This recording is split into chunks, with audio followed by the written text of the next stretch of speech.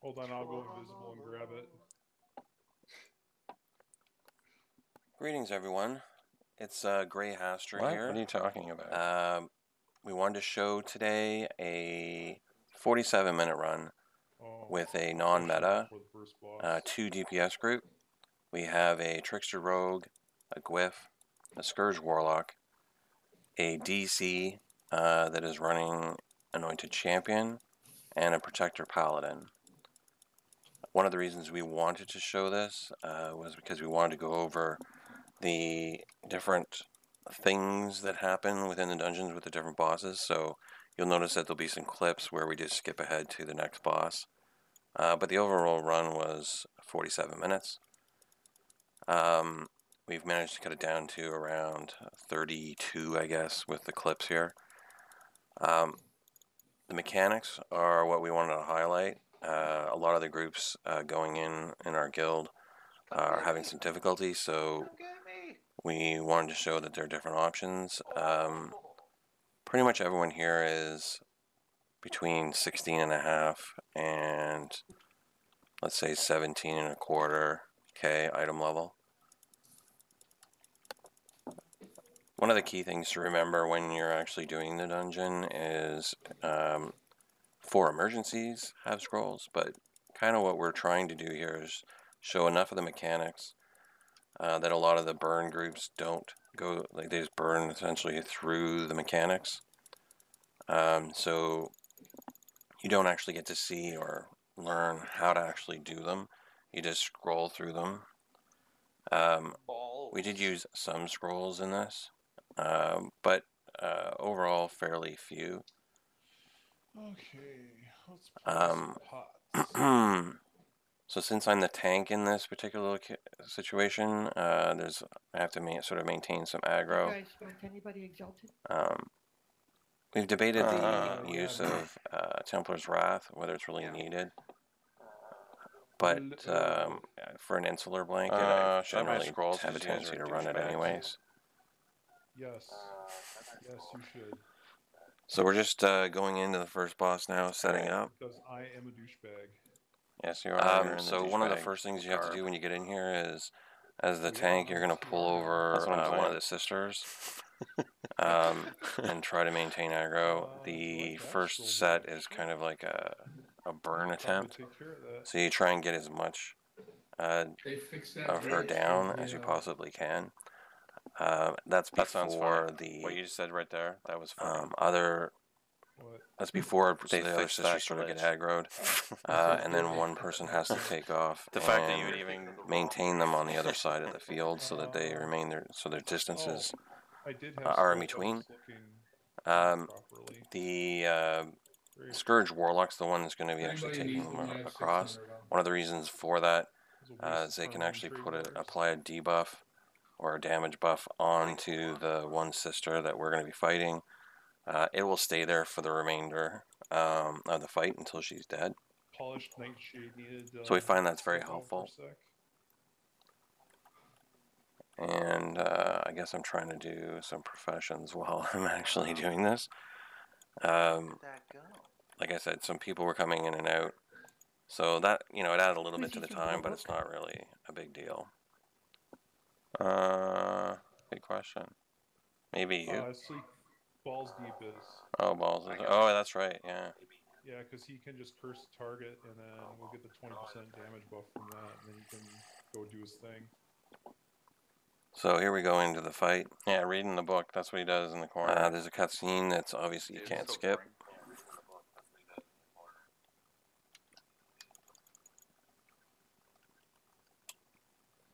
So here I'm pulling over the one sister.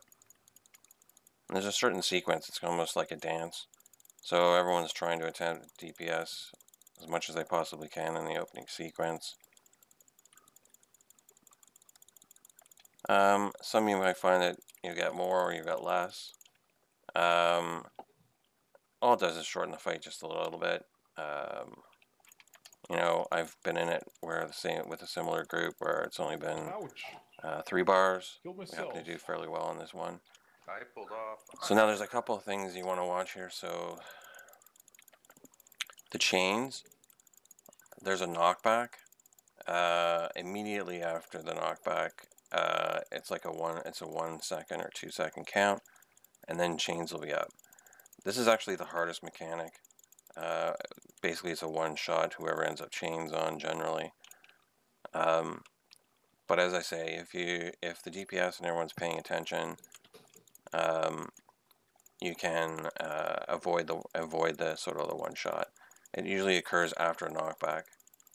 The other thing you'll notice in here is that occasionally I'll put down my shield, I'll walk away, I'll move until she actually moves. Keep me posted when she's That's because I'm accumulating stacks. So there's Well, the knockdown again. I think he killed himself. Chains will come right after. There we go. So the TR actually killed like the themselves trash basically tickets. by doing the cloud.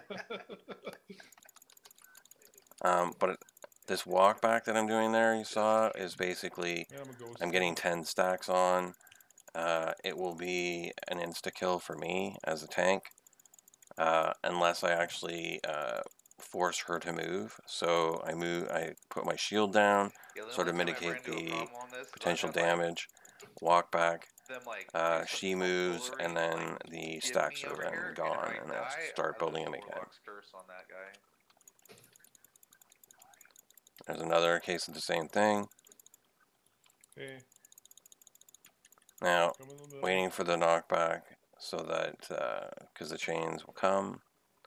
Actually, we managed to get through that fairly smoothly. So off to the second sister. First the portal. We have to kill the portal. There's a certain time limit again, or that's a party wipe. The knockback. I got a thing on her. Scourge Warlock is going to just got the buff on her. The book is pulled over. I pull her over. Holy Now, shit, I'm getting this particular one, if I remember correctly, was actually bugged. So she seemed to hop around like almost non-stop. It made it very difficult for the DPS to be able to maintain like some actual DPS on it. Chains on somebody. So chains. That was nice, I died. And there you can see we didn't actually, still ended up going down. Again, paying attention, knowing that mechanic, it's going to save yourself a lot of scrolls.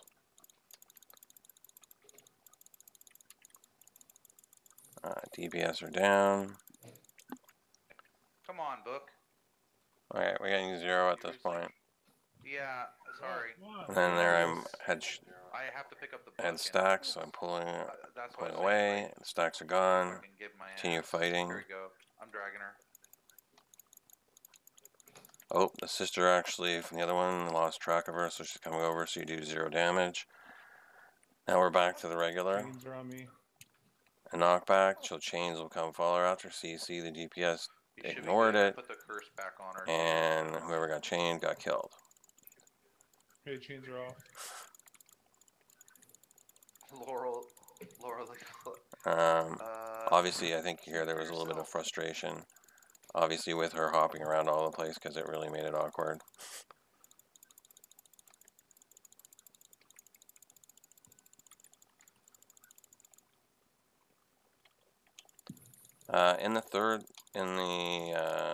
The last, so this is just rinse and repeat over and over again.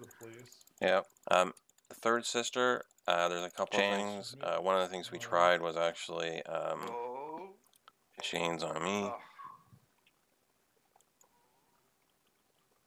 And there you go, I had to use a scroll. So, damn, you guys are... Again, it's the DPS paying attention, knowing that the minute that there's the knockback, counting that they just don't immediately go back and start attacking. One of the reasons why, from a DPS standpoint, is they will ghost the DPS, so they can't actually do any damage. They're just basically like passengers. That's one of the advantages of actually having 2 DPS on this particular run, as opposed to a single. Chains. Knockback, so chains are coming. Not anymore. Yeah, chains. They continue to DPS, and the DPS goes down. Well, once they go down, obviously you can continue to attack. See, this is where it was really starting to get frustrating, the amount of times that she was hopping around. What percent is the health at? 60%, yeah. Okay. God, knock it off. Just gonna do chains again. On who though? Larleaf. Yep. As I predicted, chains again. This time I think everything was basically okay. You should know that every time she actually does that kick, she does chains pretty much. Basically, you should know that every time she actually does that kick. She also says, "Attack me if you dare." Yeah, I don't listen. I have a sound off. Oh. Yeah, I don't listen.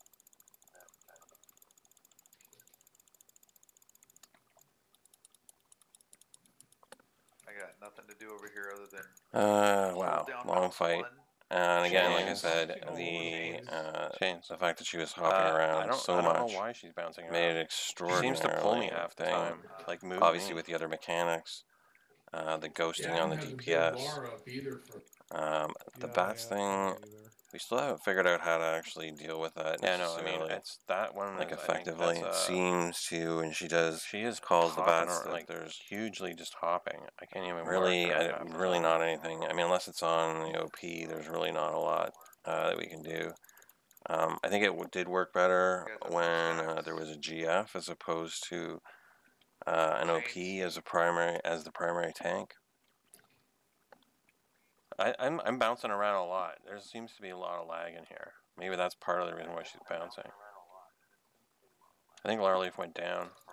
And you'll notice, like on the screen, one of the things I'm mentioning is that she's hopping. Every time she hops, she seems to move me around. And I slide on the board, even though I'm not actually moving.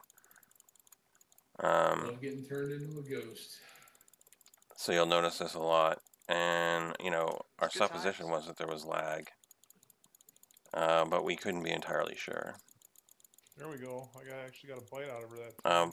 But overall, like, I mean, some people complain of this being a bug. It's quite possibly it is. I mean, she does seem to hop around quite substantially. The other thing, too, is that our hit points bar, when generally they're up, they're actually on the what's she at on the top of the screen, so you can see the boss going down. 30. In this particular one, it doesn't seem to be doing that. Last one she got but we haven't done it enough where we're gonna try that. We're gonna try that. We recognize whether or not that's an actual like a signal that it's gonna be buggy. Like, so we don't recognize if there's actually a correlation between her hit point bar not being displayed on the top and her hopping around. Well, I think at least we've got that kind of thing sorted out. What's going on with that? Sorry. So there's a good example of everything going right. Got me too. Except for the bats. Yep.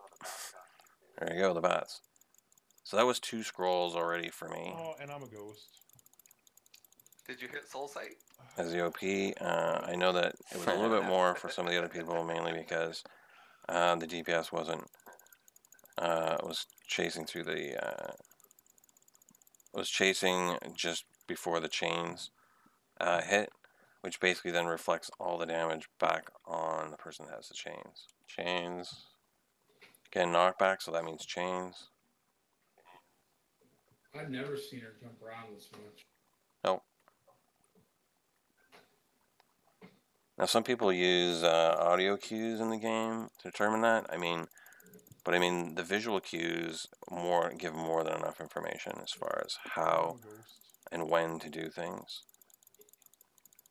And there's, like I say, it's a pattern. It's over and over and over again. So once you recognize what the pattern is, it makes things a lot easier. It also means that hopefully we'll use less scrolls. She's literally like pushing me when she teleports. Chains. There, so it's going to be chains again. Chains are on me. And everyone starts in time, so I'm very minimal damage. Oh, you got batted. She's almost dead, so we're... And now this should be the end of second boss.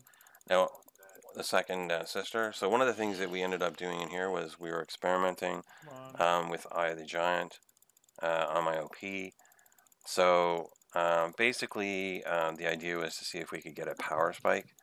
We wanted to confirm that everyone got a power spike with it, that the power spike actually was shared.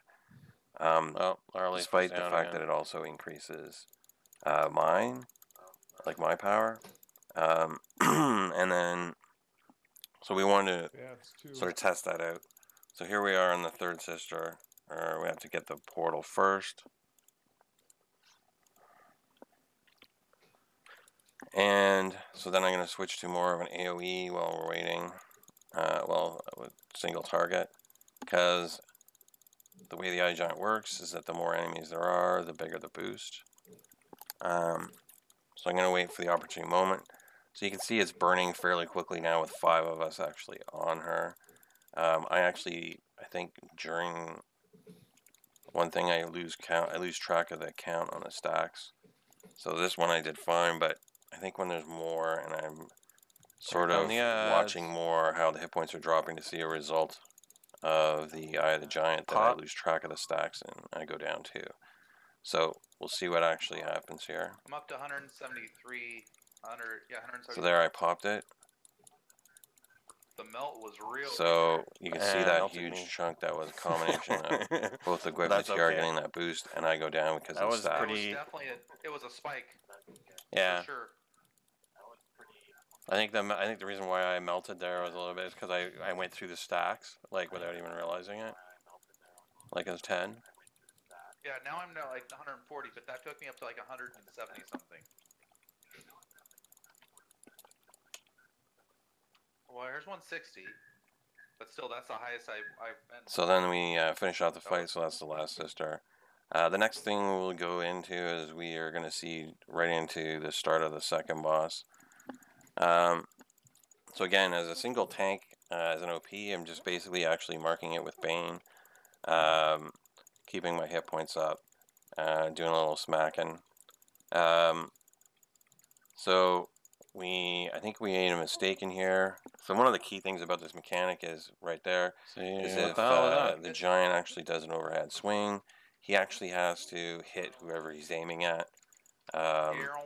So you can see we really screwed this up because one post is already gone. We're not even at a quarter of the actual damage down. So you saw there that I took the hit. I can put my shield down and take the hit, and so then he doesn't start into his spinning rage.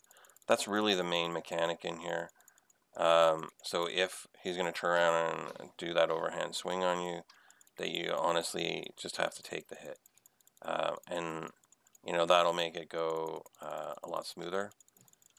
But with 2 DPS, one of the things that's advantage obviously is you can make up for that mistake.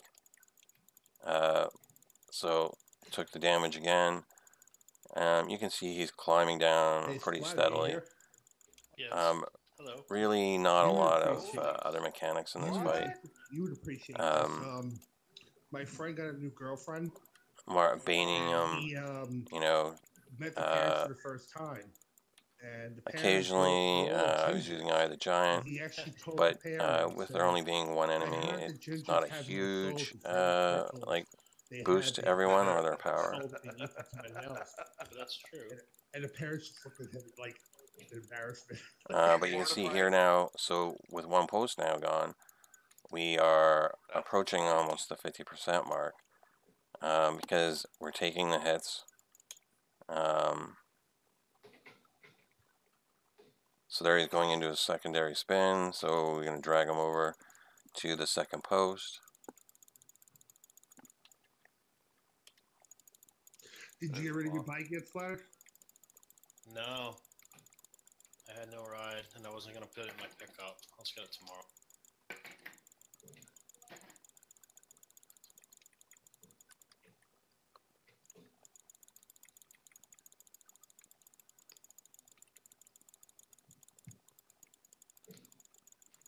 This guy's melting pretty good, don't you think, Will? No. We only have 2 Again, pillars he's now. melting down fairly fast with the 2 DPS.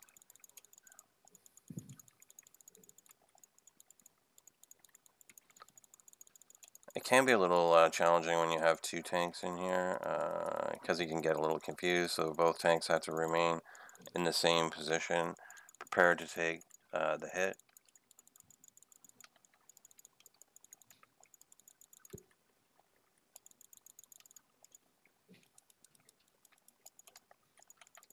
You should start spinning soon. Oh, fuck, I missed him. I missed. I moved out of the way by accident. Taking another hit, and there I screwed it up. So I sort of moved out of the way. I was just trying to reposition myself, and he did an overhead swing, so he's going to go into a attack again. We probably could have kept him there and finished him. It's alright. But either way, I mean, it was not a really big deal. At that point, we already had 2 posts, and he was down to less than like 10 or 15%. So as long as I don't screw it up again, we should finish him off with no problem.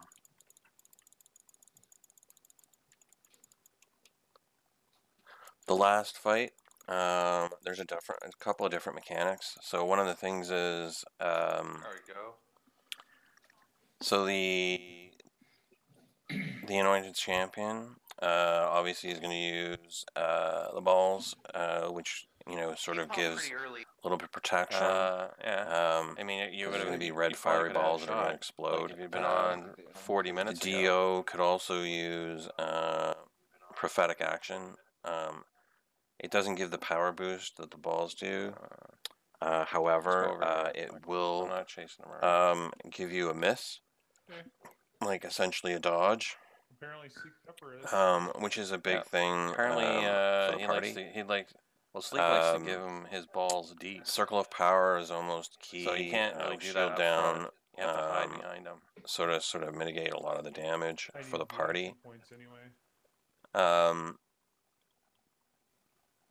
And that's largely what a job is for here. Somebody's going to get pulled down into the basement, so that means they're going to be running around trying to stay alive.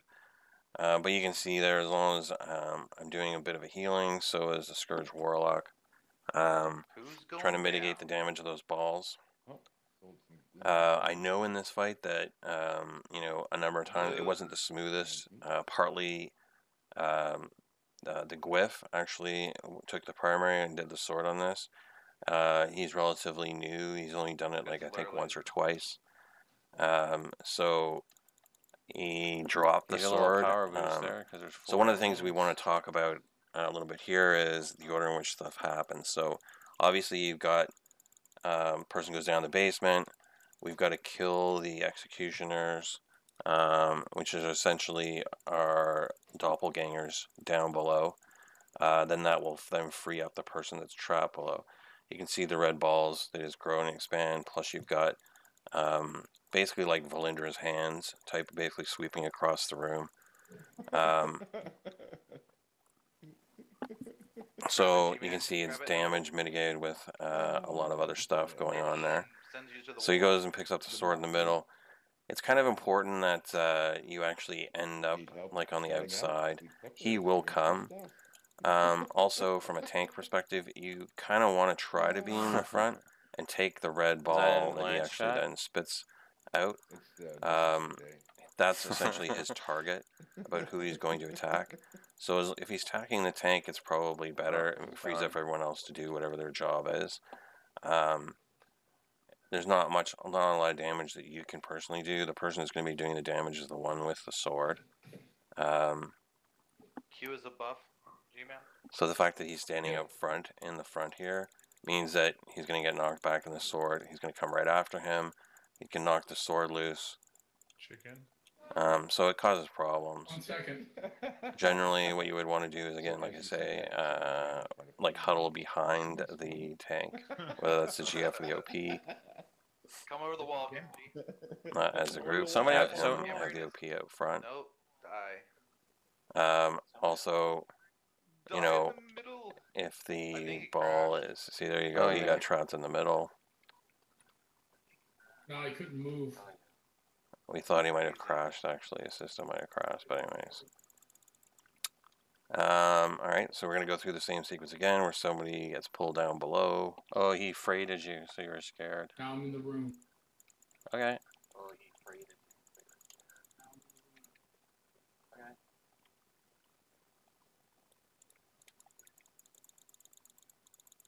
And now we go around killing doppelgangers again.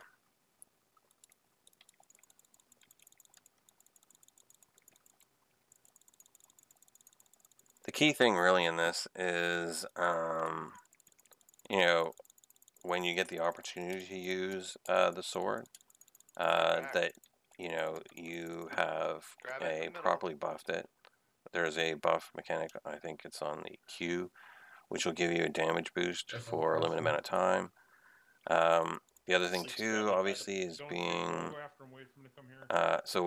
is effectively doing the damage during the windows in which he's there. So that's why it's key that the tank be able to actually see, there you go. He knocked the sword loose and killed him because he actually stepped out in front and took the red ball. So there's very little damage being done, and that's because nobody's actually wielding the sword. The sun sword.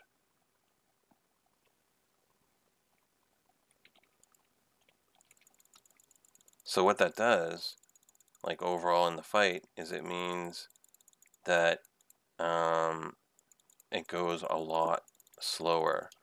Like, in fact, the sequence could repeat itself again. So he got the sword there, so we got down to half, and then we go to the sequence. Now, there is something a little odd that actually happens in this, which, you know, we're a little surprised when it did happen. But we're going to see, because one of the things that we talked about, one of the things you talk about, like when you talk about Valindra's Tower or some of the other dungeons, even when you reach a certain point, the system itself wants to go through the sequence, right? So whatever, it's a repeatable situation where, you DPS down and then this happens and this happens, you DPS down and this happens and this happens. In this particular case, one of the things that everyone talks about, it's fairly relatively, is you get pulled up to the top, on top of this bubble, in which you have to use the daily. You have to save the daily for the sword, sun sword, to protect everyone. It actually doesn't happen here. And, we're not entirely sure why. I mean, you watch his DPS numbers drop. You watch his, the amount of hit points he has drop to a certain threshold, and then it just never happens. So, Sword's right next to you. I'm kind of glad that we actually got this. We were recording this. So anyways, he gets the sword. We're starting the sequence. It'll make you run to us really fast, so you don't have to. So that's the bats, the arrows of the Don't run bats. back out to him. Wait for him to come here. And so he got knocked down again. I've got the fucking sword on. It's about key about getting in, into the protection zone. There, see, this guy with the sword took the red dot, so he's gonna get attacked right away. Oh, I was saying Gambrinus, if he hits E, it'll make him race to the outer ring. Because he died, he could have been grouped. He's dropped the sword again. He hasn't picked it up. Like I say, a little bit of confusion here because the sun sword gets knocked. I can't out. I think I end up grabbing it for a little bit there to try and do some damage. Because again, it's kind of a important thing. So there I'm getting the boost. I'm going in, trying to do some damage. And he's gone. So we thought, oh no, this is going to go on and on again.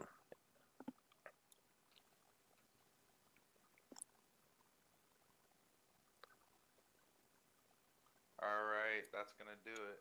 So here, this is the OP doing damage with it. It's not really effective, see? Where is he? Really the main DPS should be doing it. So I end up dropping it, I think. Wow. Another round. No, we're going on. Oh, we're going up. Nope. We're not. I still have the sword. Oh, we thought we were going up here, right? This is when we thought we were going up. Because the sword didn't thing, but he pops down. So again he comes, and I'm using the sword. Not a good thing. And he killed me. Someone pick it up, please. Because there, I see I blow Pick up up. the Because sword. I got no temp Who's hit got points. it? Right? Not me. So then I scroll.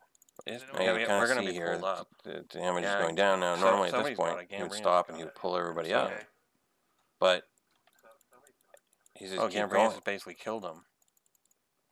Do we still have to go up? What? He's dead Yeah, on so my now screen. he's dead. Strahd. There's no pull Yep. up. Sweet. And there you go. It was all done. I'm so confused. So that whole mechanic where you pull up, Well done. and we can't, we don't know for sure what actually happened. We It's killed potentially him, that, no, you know, upstairs. Huh. it's potentially that basically, you know, because I died in that last sequence, and then the sword swapped hands, that, God of Imperial you know, it ignored it Retreat. altogether. Not really sure. Congrats. But anyways, so hopefully that helps you guys understand some of the different mechanics of where you should be, The like, Tempter's positioning and best. so on. Gain 200 power for Um, every ally on your team. Anyways, thanks for stopping by, and I'll see you in the game. Have a good day. 45 minute. Not bad.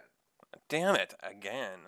The Got the executioners. Barovian cummerbund. I got the executioners, like, Curders again. Like, but again, not on my HR. What's the cummerbund?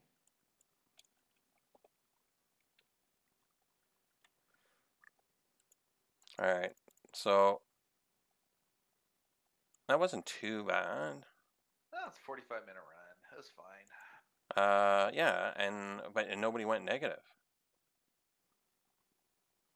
Well, a lot of that has to do with Gam taking the sword at the end. Yeah, that is a lot of damage. Because, yeah,